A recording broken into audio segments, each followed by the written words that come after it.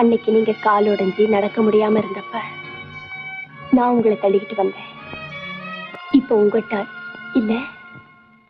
அன்பு நடமாடும் கலைக்கூடமே, ஆசை மழை மேகமே, கண்ணில் விளையாடும் எழில் வள்ளமே, கன்னி தமிழ் மன்றமே. ஐயே, என்ன இது? சின்ன குழந்தை மாதிரி தைரியமா இருக்க. ஆமா, என்ன முதல்ல பார்த்தப்ப நான் தமிழ் பொண்ணுன்னு தெரியாம என்னன்னு கூப்பிட்டீங்க?